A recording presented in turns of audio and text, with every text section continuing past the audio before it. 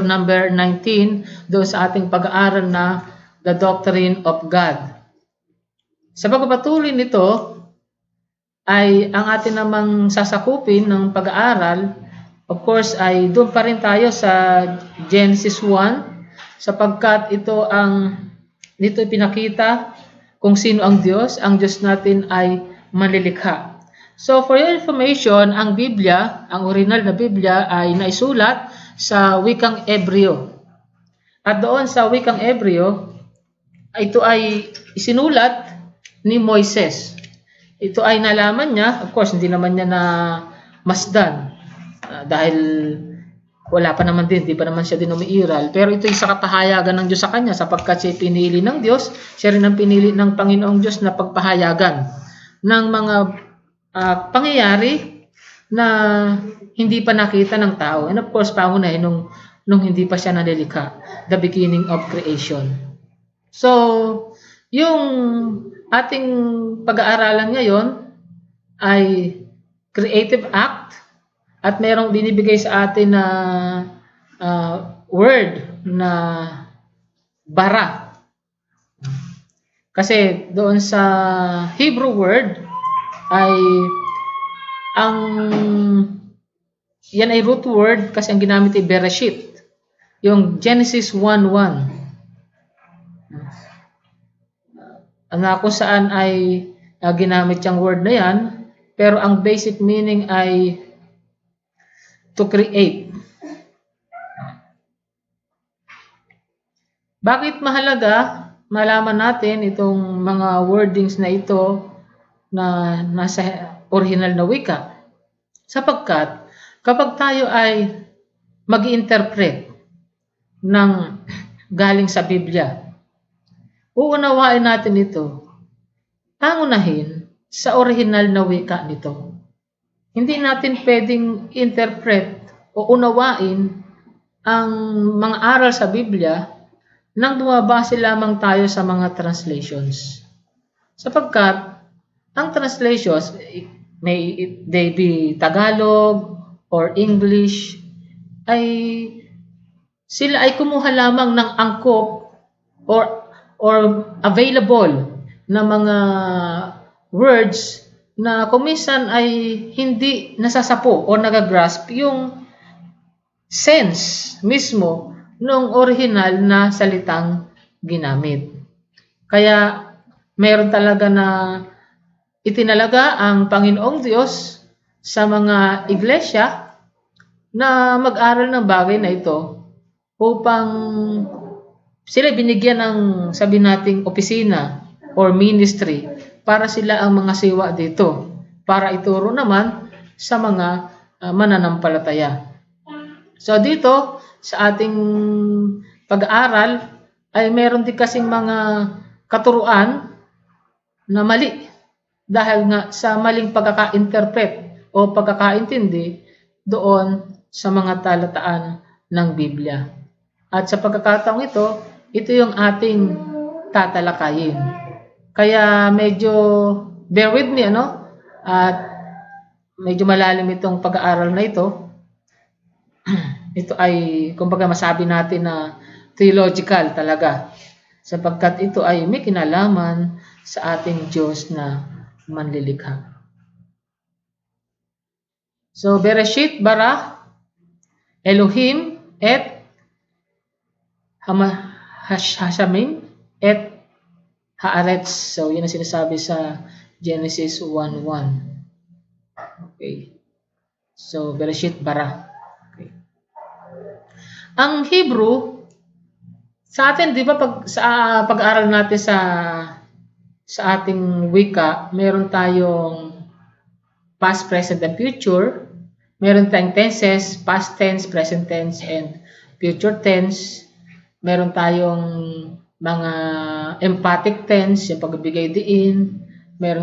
So marami na meron mga tense na tinatawag na past, present, and future participle.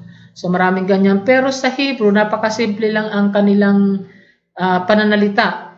Yung meron silang seven kinds of Hebrew statements.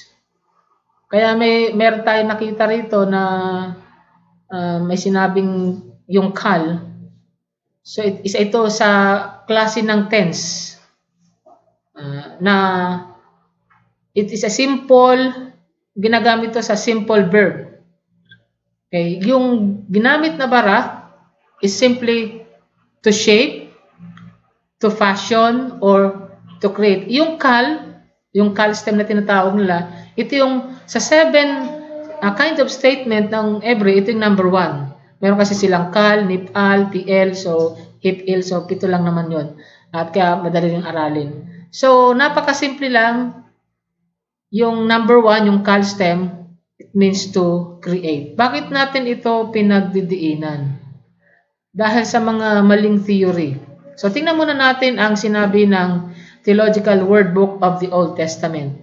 The root para has the basic meaning to create.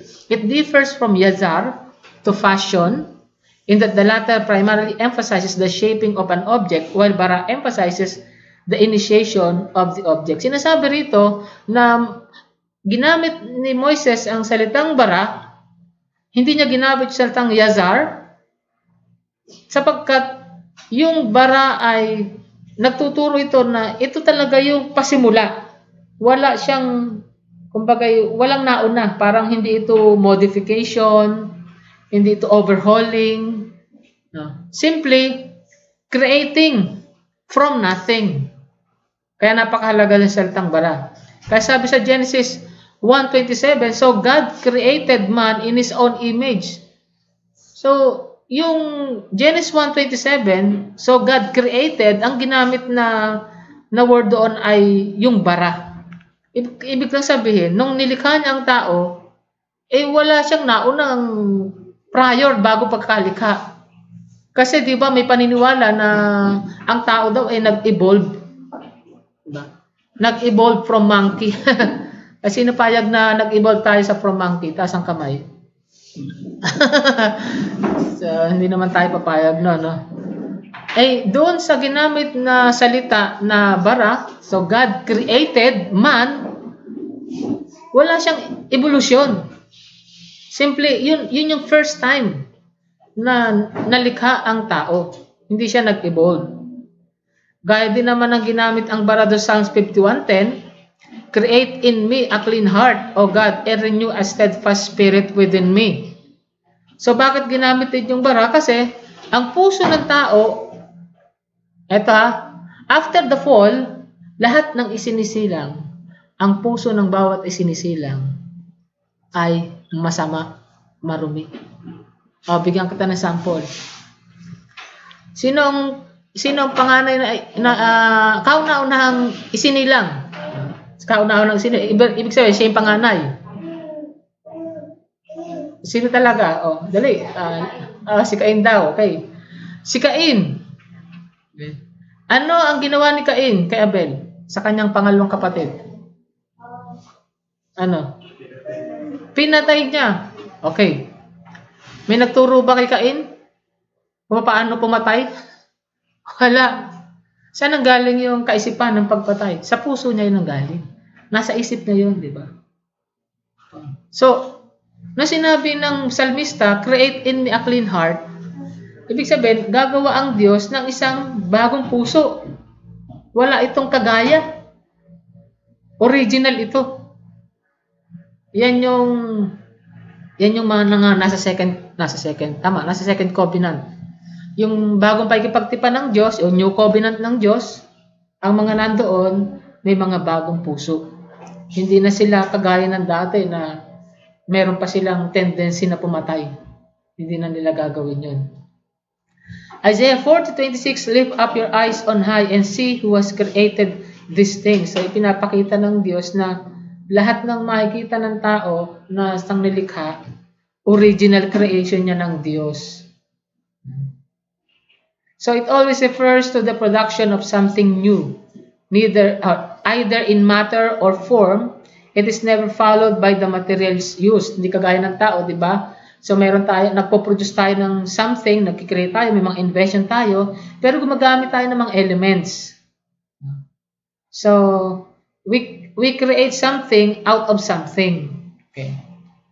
So, hindi natin pwedeng gamitin yung bara sa ating pag-create. Pwede pa yung yazar.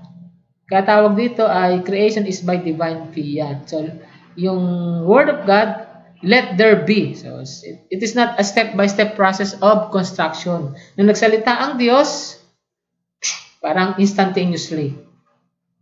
Kaya sabi ng isang manunulat, na si MacLeod, sabi niya, in this creative activity, God operated with absolute freedom, unhindered by any recalcitrance on the part of the elements he was manipulating. Nothing external to himself inhibited the operation. So, hindi ito proseso sa madaling salita at wala siyang ginamit anuman, kundi sa pamagitan lamang ng kanyang pagsasalita. Let there be.